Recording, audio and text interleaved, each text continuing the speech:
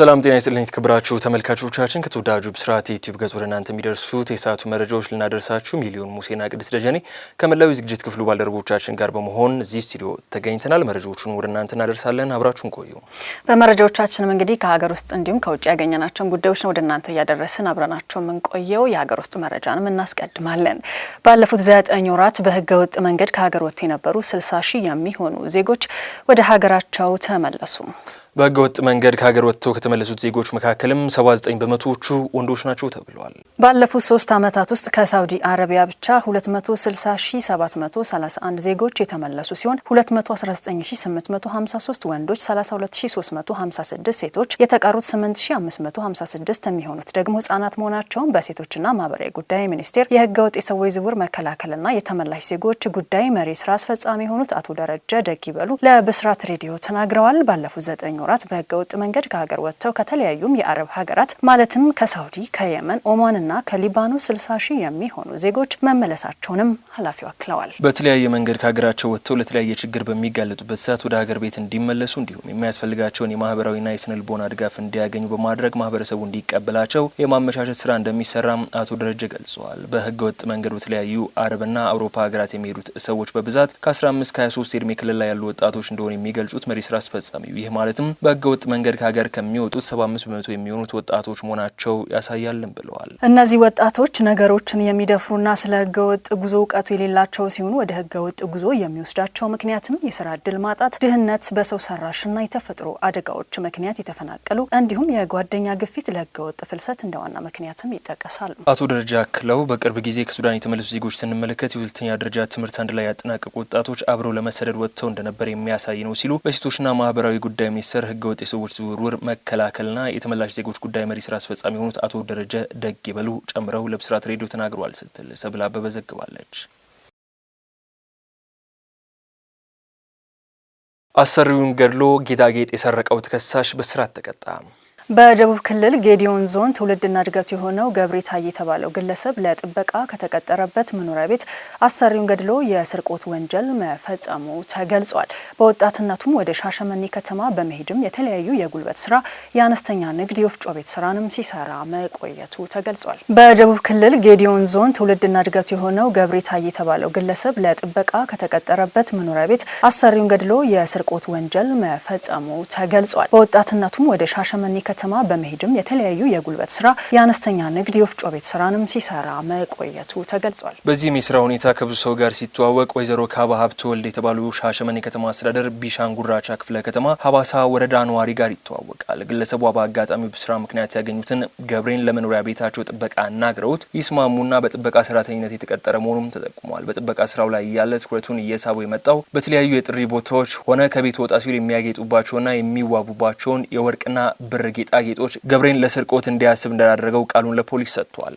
በዚህም ታህሳስ 10 ቀን 2017 ዓ.ም ምሽት 4 ሰዓት ላይ በመኖሪያ ቤታቸው ብቻቸው መሆናቸውን አይቶም እንቅልፍ ላይ እያሉ አንቆ ህይወታቸው እንዲያልፍ በማድረግ በርካታ የጆሮ፣ የአንገት፣ የጣት፣ የእጅ አምባር፣ ወርቅና የብር የሆኑ ግምታቸው ከ100 ሺህ ብር በላይ የሚያወጡ ጌጣጌጦችን እንዲሁም ሌሎች መዋቢያዎችን በመስረቅ ከአካባቢው ተሰውረዋል። የቤቱ ባለቤት ጠዋት አለመነሳት በተፈጠረው ጥርጣሬ በተደረገው ማጣራትም መኝታቸው ላይ ህይወታቸው ማለፉን ለፖሊስ ሪፖርት ይደረጋል። የሟች አስከሬን ለምርመራ ወደ ሆስፒታል በመላክም ስለ አሟሟታቸው ምርመራ ሲደረግ በርካታ ጌጣጌጦቻቸው መዘረፋቸውና ለዚህም ሲባል ግድያው መፈጸሙ ተረጋግጦ የድርጊቱ ፈጻሚ የጥበቃው ሰራተኛ ገብሬ መሆኑም ይደረስበታል። ፖሊስ በተከሳሽ ላይ ክትትል በማድረግ በደቡብ ክልል ጌዲዮ ዞን ከተሸሸገበት በቁጥጥር ስር ያውለዋል። ፖሊስም የምርመራ መዝገቡን በአስክሬን ምርመራና የተሸጡ ጌጣጌጦችን በማሰባሰብ በማስረጃነት በመያዝ ምርመራ መዝገቡን አጠናቆ ለአቃቢ ሕግ ይልካል። አቃቢ ሕግ ከፖሊስ የተላከውን የምርመራ መዝገብ ተመልክቶ በወንጀል ህግ ቁጥር 539/1 በከባድ የሰው መግደልና የዘረፋ ወንጀል ክስ ይመሰርትበታል። በአቃቢ ሕግ የተመሰረተውን ክስ ሲከታተል የቆየው የሻሸመኔ ከተማ አስተዳደር ከፍተኛ ፍርድ ቤትም ግንቦት 7 ቀን 2017 ዓ.ም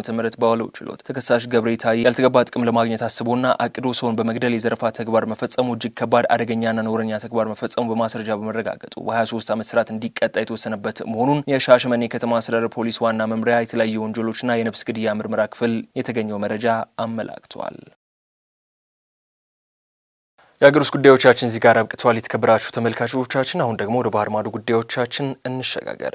ህንዳዊቷ ዩቲዩበር ለፓኪስታን ስለላ ትሰራ እንደነበር ተደረሰባት። የህንድ ፖሊስ ለፓኪስታን በመሰለል የተጠረጠረችውን በአካባቢው የምትገኘውን ዩቲዩበር በቁጥጥር ስር አውሏል። ከሰሜናዊ ህንድ ሀሪና ግዛት የጉዞ ተጽዕኖ ፈጣሪ የሆነችው ዮቲ ማልሆትራ ወደ ጎረቤት ሀገር ብዙ ጊዜም ተጉዛለች። የመጨረሻዋ ጉዞዋን በመጋቢት 2025 ነበር። የሀሪና ፖሊስ በዚህ ወር መጀመሪያ ላይ ከህንድ ከተባረረችው የፓኪስታን ከፍተኛ ኮሚሽን ባለስልጣን ጋርም ግንኙነት ነበራት ሲል ክስ አቅርቧል። ፖሊስ ለፓኪስታን በመሰለል የተጠረጠረችውን በአካባቢው የምትገኘው ዩቲዩበር በቁጥጥር ስር አውሏል። ከሰሜናዊ ህንድ ሀሪና ግዛት የጉዞ ተጽዕኖ ፈጣሪ የሆነችው ዮቲ ማልሆትራ ወደ ጎረቤት ሀገር ብዙ ጊዜም ተጉዛለች። የመጨረሻዋ ጉዞዋን በመጋቢት 2025 ነበር። የሀሪና ፖሊስ በዚህ ወር መጀመሪያ ላይ ከህንድ ከተባረረችው የፓኪስታን ከፍተኛ ኮሚሽን ባለስልጣን ጋርም ግንኙነት ነበራት ሲል ክስ አቅርቧል። የዩቲዩበሯ አባት ወደ ፓኪስታን የሄደችው አስፈላጊውን ፍቃድ ካገኘች በኋላ ነው በማለት ውንጀላውን ውድቅ አድርጓል። ወይዘሮ ማልሆትራ ራሷን በማህበራዊ ድረገጾች ላይ እንደ ዘመናዊ ሴት ግን በነባር ሀሳቦች ስትል ትገልጻለች። በዩቲዩብ 377 ሺህ ሰብስክራይበሮችና 133 ሺህ ተከታዮች ደግሞ በኢንስታግራም ላይ አሏት። ነገር ግን የፖሊስ መኮንኖች እንደ ባንግላዴሽ፣ ቻይና፣ ታይላንድ፣ የተባበሩት አረብ ኤምሬትስና ኢንዶኔዥያ ያሉ ጉብኝቶች በሚመዘግቡ ቪዲዮዎቿ ላይ በዓለም ዙሪያ የምትጓዘው በምን ገንዘብ ነው ሲሉም ጠይቀዋል። በተጨማሪም በርካታ የህንድ መዳረሻዎችንና ሃይማኖታዊ ቦታዎችንም ጎብኝታለች። ፖሊስ የገቢ ምንጯ ምን እንደሆነ አይታወቅም ብሏል። ወይዘሮ ማልሆትራ ከፖሃልጋም ጥቃት ጋር ያላት ምንም አይነት ግንኙነትንም እየመረመረ ነው ሲሉም በሀሪያና ሂሳር ወረዳ የፖሊስ ተቆጣጣሪ የሆኑት ሻሻንክ ኩማር ሰዋን ተናግረዋል። በኒውክሌር ኃይል የታጠቁት ሁለት የጎረቤት ሀገራት መካከልም ለ4 ቀናት የዘለቀም ገዳይ ግጭት ከተፈጠረም በኋላ ሁለቱም ሀገራት በሜ 10 የተኩስ አቁም ስምምነት ለማድረግም መስማማታቸውን የአሜሪካው ፕሬዚደንት ዶናልድ ትራምፕ ማስታወቃቸው ይታወሳል። የዓለም አቀፍ የወንጀለኞች ፍርድ ቤት ዋና አቃቤ ሕግ በጾታዊ ብልግና ምርመራ እየተደረገባቸው ነው ተባለ።